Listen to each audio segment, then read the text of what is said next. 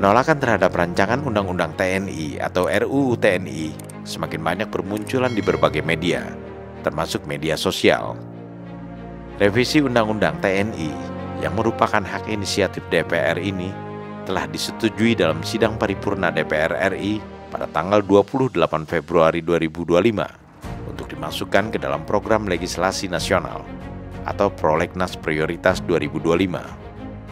Pembahasan selanjutnya ditugaskan kepada Komisi 1 DPR RI yang ruang lingkup tugasnya mencakup bidang pertahanan. Undang-Undang TNI yang akan direvisi ini adalah Undang-Undang Nomor 34 Tahun 2004 tentang Tentara Nasional Indonesia. Komisi 1 DPR pun lalu mengundang sejumlah pakar dan sejumlah lembaga swadaya masyarakat atau LSM untuk diminta pendapat dan masukannya dalam rapat dengar pendapat di gedung DPR. Termasuk tentu saja mereka yang menolak keras dilakukannya revisi Undang-Undang TNI ini. Proses dengar pendapat dengan berbagai pihak di Komisi 1 DPR yang sampai saat ini masih terus berlangsung menandakan bahwa para anggota Dewan sangat berhati-hati dalam melakukan revisi Undang-Undang TNI ini agar tidak terjadi pro kontra yang berkepanjangan di kemudian hari. Berbagai protes bermunculan dari sejumlah LSM yang mengkhawatirkan terjadinya kembali duih fungsi militer seperti pada zaman Orde Baru jika revisi Undang-Undang TNI ini dilaksanakan. Kekhawatiran akan kembalinya supremasi militer di atas supremasi sipil seperti pada zaman Orde Baru sebenarnya sudah mulai muncul sejak beberapa perwira militer aktif diangkat menjadi pejabat negara seperti Mayor Jenderal TNI Novi Helmi Prasetya yang ditunjuk oleh Menteri BUMN Erick Thohir untuk menjadi Direktur Utama Perusahaan Umum Badan Urusan Logistik atau Perum Bulog pada tanggal 7 Februari lalu, dan Mayor Teddy Indrawijaya yang ditunjuk Presiden Prabowo menjadi Sekretaris Kabinet. Kekhawatiran ini sebenarnya tidak perlu terjadi jika menyimak penjelasan Menteri Pertahanan Syafri Samsudin dalam rapat kerja dengan Komisi 1 DPR. Menurut Syafri, perubahan Undang-Undang TNI ini hanya terdiri dari 4 fokus. Pertama, memperkuat kebijakan modernisasi alutsista dan industri pertahanan di dalam negeri. Kedua, memperjelas batasan dan mekanisme pelibatan TNI dalam tugas non-militer. Ketiga, meningkatkan kesejahteraan prajurit serta jaminan sosial bagi prajurit. Dan keempat, menyesuaikan ketentuan terkait kepemimpinan, jenjang karir, dan usia pensiun sesuai kebutuhan organisasi. Keempat fokus ini, kata Syafri, hanya akan mengubah 3 pasal undang-undang militer yang akan direvisi. Revisi Undang-Undang TNI yang diajukan pihak DPR RI, lanjut Syafri, diperlukan untuk memberikan landasan hukum yang jelas terhadap peran TNI, karena ada tugas lain selain perang tanpa melanggar prinsip demokrasi dan supremasi sipil. Mengenai jabatan-jabatan sipil yang bisa dipegang oleh anggota militer aktif, Menhan Syafri Samsudin menjelaskan bahwa dalam Undang-Undang Nomor 34 Tahun 2004 yang sampai sekarang masih berlaku, ada 15 institusi pemerintah yang bisa dipegang oleh prajurit TNI aktif, yakni Koordinator Bidang Politik dan Keamanan, Pertahanan Negara, Sekretariat Militer Presiden, Intelijen Negara, Sandi Negara, Lemhanas, Dewan Perancang Nasional, SAR Nasional, Narkotika Nasional, Kelautan dan Perikanan, Badan Nasional Penanggulangan Bencana, Badan Nasional Penanggulangan Terorisme, Keamanan Laut, Kejaksaan Agung, dan Mahkamah Agung. Untuk menempati jabatan sipil di 15 institusi tersebut, lanjut Syafri, seorang prajurit TNI aktif tidak perlu pensiun dini. Namun di luar ke-15 institusi tersebut, prajurit TNI harus mengambil pensiun dini. Menhan Syafri Samsudin juga mengungkapkan bahwa Presiden Prabowo Subianto telah menginstruksikan agar prajurit TNI yang menempati jabatan sipil di luar 15 institusi tersebut harus pensiun dini. Instruksi Presiden ini dimasukkan dalam usulan revisi dari pemerintah. Sudah tercantum 15 institusi yang bisa diduduki oleh prajurit aktif. Makna yang tersirat di dalam rancangan undang-undang itu ada 3, yaitu yang menyangkut masalah kedudukan TNI yang sebetulnya ini bukan masalah baru, tapi sudah tercantum di dalam Undang-Undang TNI pasal 3 tentang kedudukan TNI. Yang kedua adalah rencana perpanjangan masa dinas aktif dari prajurit TNI mulai dari Tamtama sampai perwira tinggi. Yang ketiga adalah penugasan prajurit TNI di luar atau yang saya sebut sebagai di kementerian dan lembaga. Sebagaimana kita semua tahu bahwa dalam undang-undang sudah tercantum 15 institusi yang bisa diduduki oleh prajurit aktif TNI yang seperti yang ada di dalam Undang-Undang Nomor 34 yang sekarang sedang berlaku.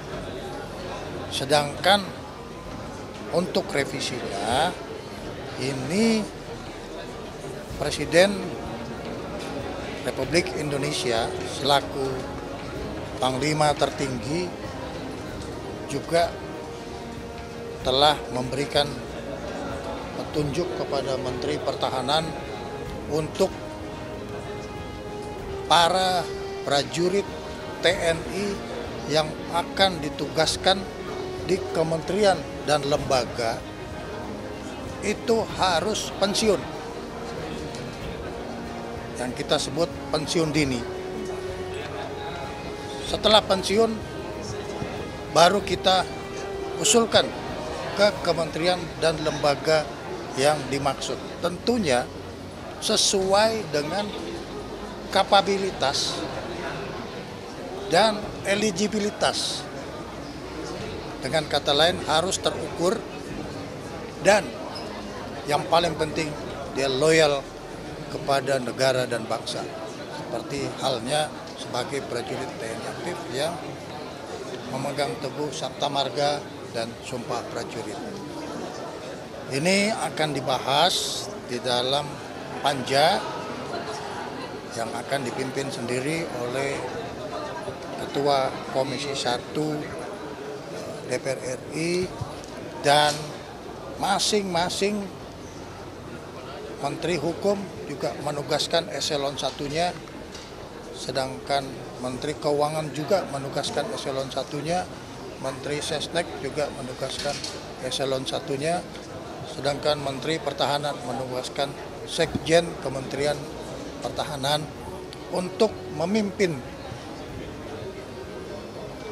kelompok kerja yang akan membahas 3 pasal yang akan dibahas dengan harapan bahwa ini bisa selesai pada bulan Ramadan, bulan suci, dan juga kita harapkan ini selesai sebelum reses para anggota DPR. Jadi ada 15, kemudian untuk jabatan-jabatan tertentu lainnya itu kalau mau ditempatkan dia mesti pensiun. Diperluas di luar 15. Ya. Tapi harus pensiun gitu. Jadi ya, Pak? 15 plus dia mesti pensiun. Senada dengan Menteri Pertahanan, Ketua Komisi 1 DPR RI Utut Adianto yang juga Ketua Fraksi PDI Perjuangan di DPR menegaskan bahwa kekhawatiran akan kembalinya era Orde Baru tidak akan terjadi akibat revisi Undang-Undang TNI ini. Pihaknya membuka seluas-luasnya berbagai masukan dari masyarakat, termasuk masyarakat yang menolak dilakukannya revisi Undang-Undang TNI.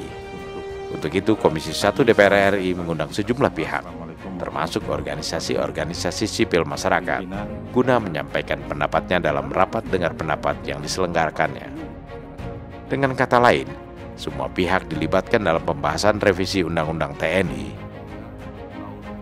Sementara itu, berkaitan dengan adanya revisi Undang-Undang TNI, Panglima TNI Jenderal Agus Subianto mengatakan bahwa pemberian wewenang bagi sejumlah prajurit militer aktif untuk menduduki jabatan-jabatan tertentu di pemerintahan semata-mata hanya untuk memperkuat pelaksanaan program-program pemerintah, bukan untuk maksud-maksud yang lain. Itu banyak kementerian MOU dengan saya, ya, berat dari Menteri Kesehatan, Menteri Pertanian dan KKP, BUMN. Nah dari situ kan bisa dilihat bahwa kementerian itu membutuhkan, di situ ada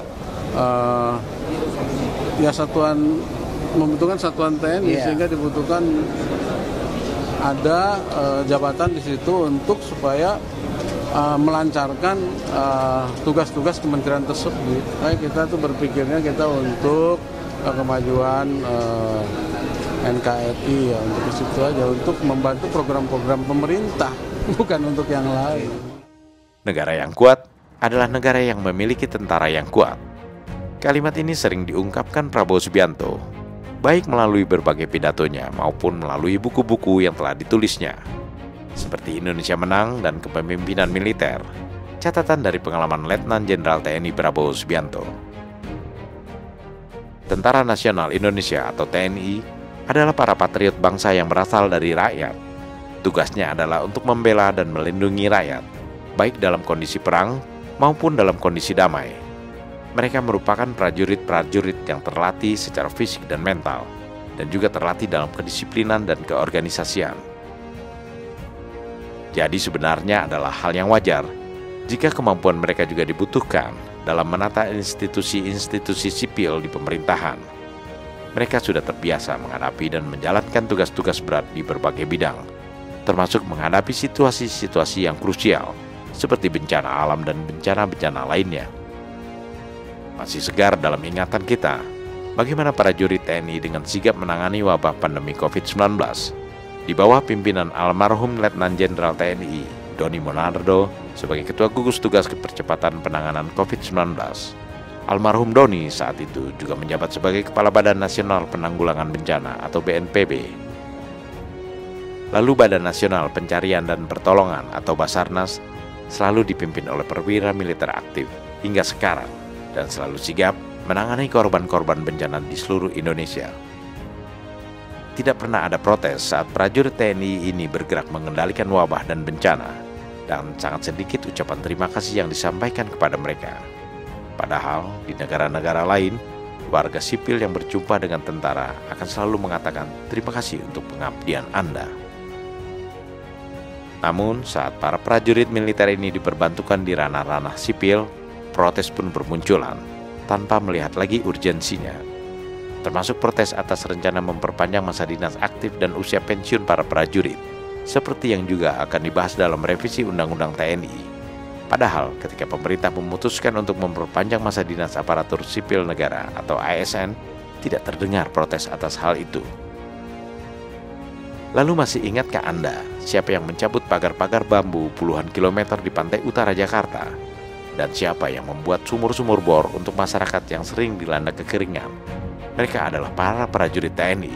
Selayaknya kita ucapkan terima kasih untuk pengabdian mereka yang telah mempertaruhkan jiwa raganya untuk rakyat, bangsa, dan negara.